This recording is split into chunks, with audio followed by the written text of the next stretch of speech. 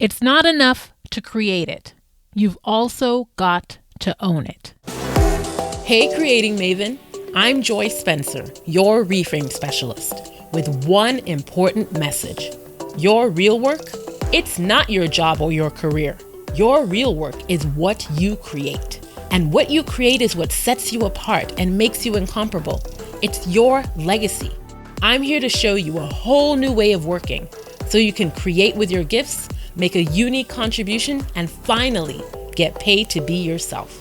This is Reframe to Create. Just the other day, I took my aunt to see the new Color Purple starring Taraji Henson, Fantasia, and Daniel Brooks. And if you've seen the original with Oprah and Whoopi Goldberg, Danny Glover, and all that, and it was like done in like 1985 and directed by Steven Spielberg. If you've seen that original, you know that The Color Purple is a beloved classic. At least it's become that. And you know, it's been on Broadway and all that stuff. I never saw the Broadway musical. And I didn't know what to expect, you know, because I've seen the original over and over again lots of times growing up. And I also, as you know, love musicals. So I was hopeful, you know, for the combo. I was hopeful, but not too expectant. So we sat down, my aunt and I, we sat down, you know, in the recliner chairs, you know, kicked back with a big bucket of popcorn between us. And, you know, we just, you know, let the movie take us away. And I was entertained, definitely. I definitely was entertained by the experience. And I think the two movies stand on their own separately for different generations. And there's so many themes from the book and from the movie. But one thing stood out to me that I want to talk about today. And it's this idea of creating and owning what you create. And the fact that doing those two things will change your life, like completely, and change it for the better. Creating and owning what you create is the game changer. So if you've seen the movies, you might be wondering, okay, so how in the world did Joy see the Reframe to Create theme about creating with your gifts and all that stuff in the movie? And, you know, if you haven't seen it and you have no idea what I'm talking about, you know, I'm going to break it down for you. So the Color Purple, let me just give you a synopsis on the movie. The Color Purple, and I quote, I got this from study.com for the book, which is written by Alice Walker. And so The Color Purple is about an African-American teenager named Celie being raised in rural Georgia in the early 1900s. And through letters written by Celie to God, we follow her struggle with an abusive father, a teenage pregnancy, and an abusive marriage. So that's the story in a nutshell, and that really tells you nothing. So I've given no spoilers. And so through the story, Celie goes through some stuff. Like she goes through some stuff, like lots and lots and lots of stuff. And without giving any more details, all you need to know is she eventually gets out. She eventually gets out of her trials and her tribulations and her trauma. But the major independence turnaround for her doesn't come just when she gets away from her abuser. It comes at a different point for me. It comes when she goes back to creating with a gift she learned from her mother. And that's sewing. When Celie takes up sewing and opens up Miss Celie's tailored pants shop, things totally blow up for her. She becomes financially independent. This is a business where she's creating and offering what she creates in paid service. And she's literally getting paid to be herself because she's getting paid for what she creates. And she creates with her gifts. And she owns, very, very important, she owns what she creates. And then she goes on to tell the story of what she creates and also a completely different story about who she is. And in the musical, she does it through a song. And in this way, she's living out the 3 Reframe to Create pillars of getting paid to be you, which are create, own, storytell. And just like that, boom, Miss Celie gets it. Miss Celie is a creating maven, y'all. I was pleased as all get out to see this. And so I want us to listen to her. And that's what I'm doing in 2024. These 3 pillars of create, own, storytell, these are non-negotiables and the deep focus areas for me for the Reframe to Create clients and podcast listeners this year. That's because I hope for all the greatness that Celie got at the end of Color Purple, I hope that you get that too. And it's going to take you creating with your gifts, owning what you create with your gifts, and learning how to tell that story. And you know that this is something I've been articulating in various ways, throughout this podcast, but this has just become more salient to me to break it down into these 3 pillars so that you can really get it and really grasp hold of, in general, what the idea is, but your action steps. Like it's just the simple as those 3 things: create, own, and storytell. And this is something that I know that those of you who are listening who are more entrepreneurially minded or into side hustles, you get it and you're probably more leaning towards this. But my full-time employees, those of you who are in full-time work, full-time professionals, I really want you to get on this train this year. I've worked with a lot of you, and sometimes you guys feel like some of what I say doesn't apply to you or it doesn't apply to you yet. But this year, I want you to get clear on this fact. This applies to you as an employee right now, right where you are in that job that you're planning on writing out till the wheels fall off right now. That's because, as I always say, your work is not your job or your career, but what you create. And no matter what job you're in or how long you've been in it, it's going to come to an end in some way, someday.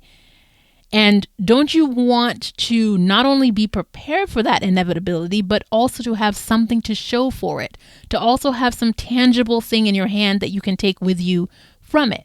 Trust me, you do. You want to figure out right now where you are, how you can be paid to be you by being paid for what you create with your gifts. And this means that creating a product, service, experience, or project with your gift needs to be your new non-negotiable definition of work. This is how you're going to fulfill your mission of being of service in your world. This is how you're going to have something of your own to show for all the years of dedication and hard work. So if you don't know what you create, you're going to get clarity on that and bring it to life in 2024, right? Like, we're going to do it. But that's, the only first step, right? Once you've done the creating, you're going to go on to own. And not owning what you create is the trap that many employees fall into. They create many things for organizations and don't own any of it. And for many, it's because, you might think you don't need to, but a lot of times it might be because you just don't know how. But there is a way to own what you create and liberate your work, even if you're an employee. And I'm going to show you how.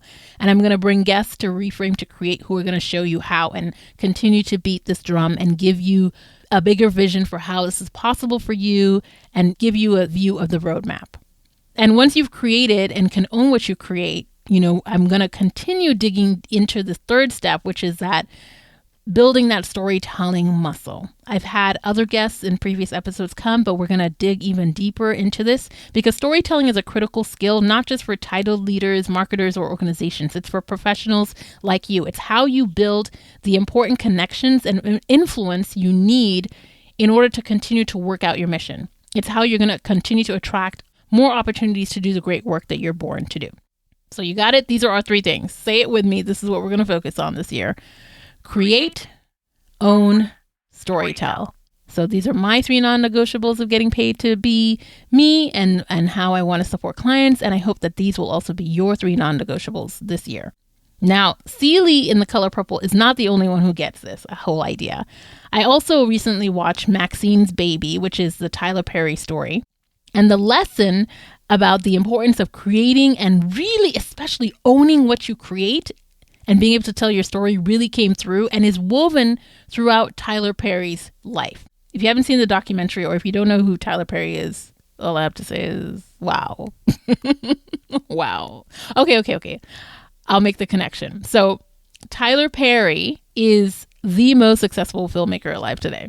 So the Medea movie franchise and countless other series on the OWN network has made him a billionaire. And he has the largest film studio in the United States, which is the Tyler Perry Studios, which are in Atlanta. And that studio is situated on this huge former Confederate military base, Fort McPherson, which I think is kind of a sweet poetic justice. He didn't just, the thing about Tyler Perry is he didn't just make his billions because he was a prolific playwright, which is how he started out. And he, sometimes would write, and he still writes prolifically. And, he writes 20 scripts in 2 weeks. But that's not what made him a billionaire. What made him a billionaire was that throughout his journey, right from the beginning, even till he, got really big, is that he's always been adamant about owning the rights to every single thing that he created. He self-funded a lot of his plays and films and all of that to maintain the ownership so that when the bucks really started rolling in and he started getting bigger and bigger on the mainstream, he was getting a majority, the lion's share of what he was banking because he owned all the rights.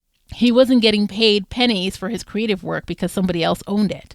He hadn't sold his rights to that. And I want you to really think about that. Hear that. Tyler Perry owns the Tyler Perry franchise through and through, those billions of dollars, because he owns what he creates. He never gave away ownership of what he created to get permission to continue creating from somebody else. Like never. He struggled through whatever he had to so that he could not just create, but own what he created. This was so important to him. Even before he had any leverage in the industry, he was doing this. He was making sure that he had ownership, and it would drive people crazy. But he was adamant about that. It was of absolute importance to him. He wanted full control over what he created. And his rule was that, hey, if I write it and produce it, I'm going to own it. He never wanted to be a person who had to wait for someone else to write him a check so that he could go on and create what he wanted to create. How many of us are not creating, or our creating is dependent on somebody else writing us a check? I mean, the whole thing just blows my mind. So Tyler Perry not only was, a standout in this regard, but he revolutionized the way of selling TV shows and carved out a model for himself. He created his own model, y'all.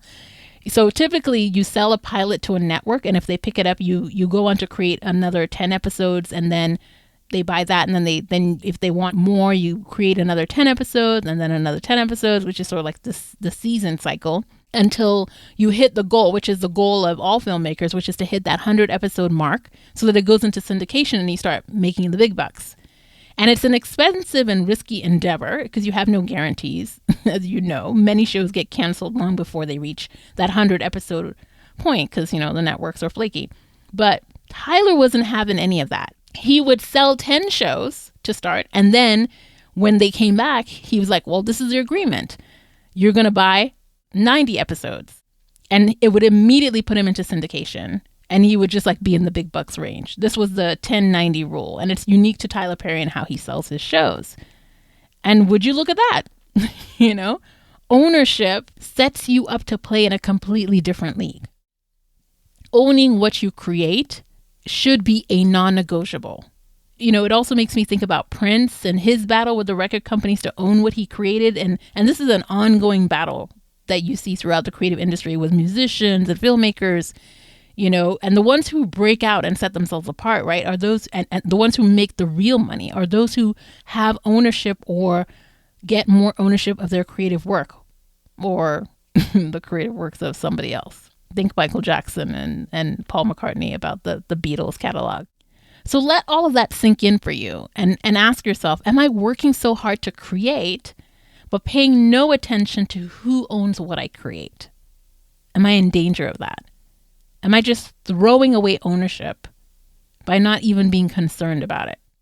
And as an employee, you may think that this doesn't matter or apply to you, or you may think that this is an impossible way to think, but I dare say no. We need to change our thinking. You need to start thinking about this, even if you feel like you're not creating anything on the job that you want to own anyway. Just having the mindset and getting out of the mindset of yeah, I'm just here, I'm just doing stuff, and I'm not even thinking about who owns this thing. You might not own it, but just are you completely oblivious to this way of thinking? Just because you've been hired by an organization to use your skills to fulfill a role does not mean that they own you and everything that you do. You have to think about it. You really have to think about this. What are my skills that I'm devoting to this role? Maybe they've paid for you and sent you through some certification. Okay, fine, great. But then also think about what are my gifts? Am I using my gifts, in this area as well, and creating something, bringing something to life? And I'm not even thinking about how I can have some ownership or benefit or leverage from this. Am I just giving it away? I want you to pause and think about that and stop doing that if that's what you're doing in an unthinking manner. Because the vast majority of employees are working and creating and owning nothing. And it drives me nuts. And I am not cool with it at all. Just because you're getting paid a salary does not mean that this is okay. Owning nothing of what you create is not okay. Are you okay with working a year, 5 years, a decade or more and not owning a single sliver of your work at all? Like, this is what we've been doing. Something that is so exceptionally valuable that you toil away at and then you get nothing for it. Like, and you have no ownership over it. That doesn't sound right to me. Now, creating and owning what you create on a job can be tricky. And I talk about this in episode 13, developing your signature creation. And I always talk about creating a product, service, experience, or project with your jobs. But when you're in a job in an organization, I shared in that episode that I think it's important to focus on the last two, creating an experience or a project and maybe shy away from creating products or services in organization, because that's where things can get murky around ownership rights and who owns what and all that stuff. But creating an experience or a project is something that can be shared or co-owned, right? Or even owned outright by you, with less of a risk of getting into this knockout, drag out fight with your organization that you would get into, rightly so, probably with a product or a service. So I think it's best to focus on experience and project in an organization as an employee. And then if you want to create a product or a service, do that as your side hustle or your side business. But an experience or a project, something that you can create and own while you're still in a job. I share Celie and Tyler Perry's stories because the downside of not owning what you create is ghastly, right? So, you just think about the creative industry. It's littered with the carcasses of destroyed careers and bankrupted artists who didn't own anything of what they created, or even artists who are still working hard for pennies on the dollar, even though they have some of the most popular creative works out there. They don't make or see the vast majority of the money, even though they were the creative genius behind it. And that's just such a shame. This doesn't just happen in the film or music industry. It's happening every single day across all industries. It's happening in your office. It's likely happening with you. And people all around you are going to work every single day in a way that they'll have nothing to show for it at the end. And this is just the norm. It can't feel good. It's not going to feel good. I don't want this to be the end for you. That's why I'm hammering this over and over again into your head so that you never forget it. And I'm going to keep talking about this because this is the mindset shift I want you to have.